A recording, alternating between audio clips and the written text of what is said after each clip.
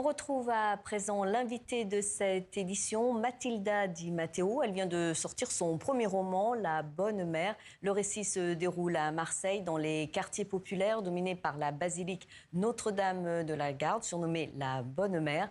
Bonjour et merci de nous avoir rejoints.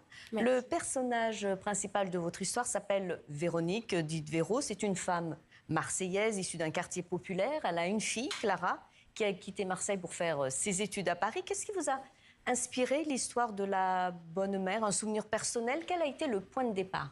Eh bien, j'ai essayé d'écrire la voix de la fille, donc Clara, l'histoire d'une jeune femme qui découvre Paris, qui peine à trouver sa place, qui croit qu'elle a réussi à fuir et qui finalement réalise qu'elle est en train de reproduire un schéma familial.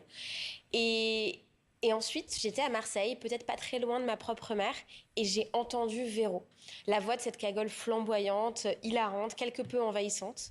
Et finalement, c'est elle qui a pris toute la place et qui a fait que le roman s'est transformé et c'est devenu ce dialogue entre ces deux femmes, un roman sur s'aimer quand on ne parle pas la même langue et aussi sur une relation mère-fille à la fois tendre et féroce. Clara quitte donc sa ville Marseille et son milieu modeste pour entrer à Sciences Po à Paris. Est-ce pour vous une histoire d'émancipation, de fracture? Oui, Clara, elle vient de la classe moyenne. Chez elle, il n'y a pas de livre, mais il y a une grande télé. Et donc, quand elle arrive à Paris, dans cette bourgeoisie culturelle, elle vit une sorte d'étirement identitaire. Elle le ressent vraiment comme une sorte d'empêchement physique, un bout de salade coincé entre les dents. Et sa mère, elle, le vit comme une trahison. Trahison qui est exacerbée par le garçon que Clara ramène à Marseille, Raphaël. qui est Raphaël, un pur produit de cette classe dominante-là, et qui va donc accentuer ce sentiment de trahison. Et donc c'est un roman sur comment on peut s'émanciper sans trahir, d'une certaine façon.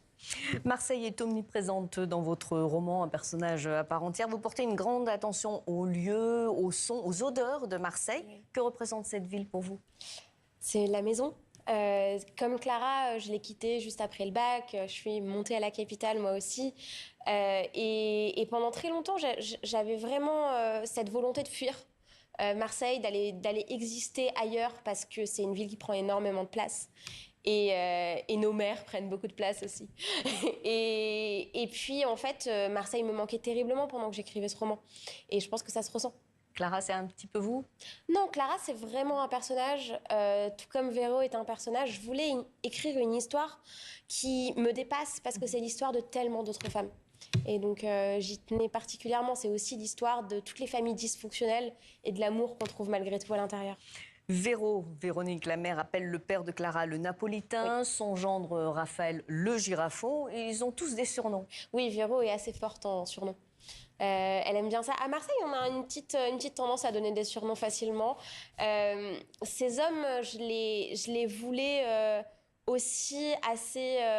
comment dire? Je voulais qu'ils soient nuancés.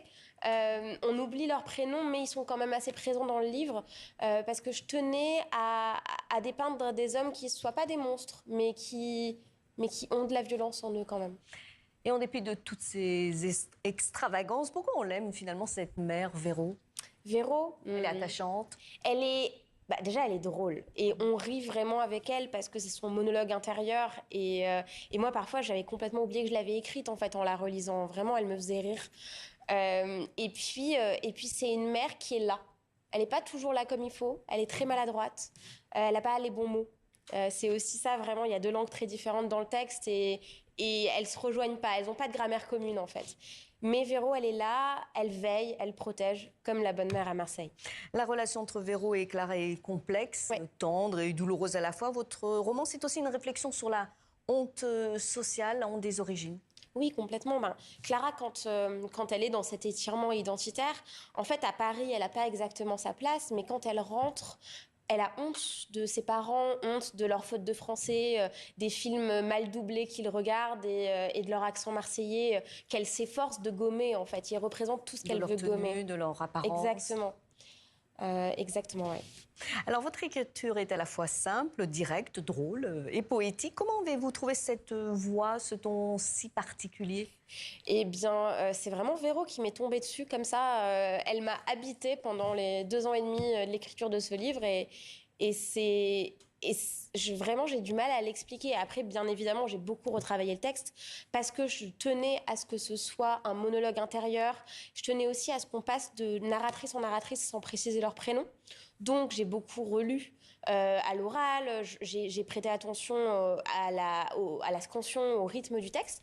Mais pour le ton, c'est vraiment Véro qui m'est apparu comme ça et qui a pris une place dans ma tête et qui s'avérait être très drôle.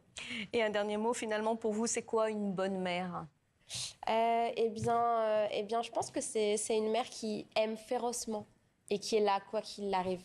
Même si elle n'est pas forcément toujours présente exactement comme il faut, elle est là. Merci beaucoup Mathilda Di Matteo pour cet entretien. Je rappelle le titre de votre premier roman, un très beau roman, La Bonne Mère, qui est paru aux éditions L'Iconoclaste. Merci pour votre présence sur TV5 Monde.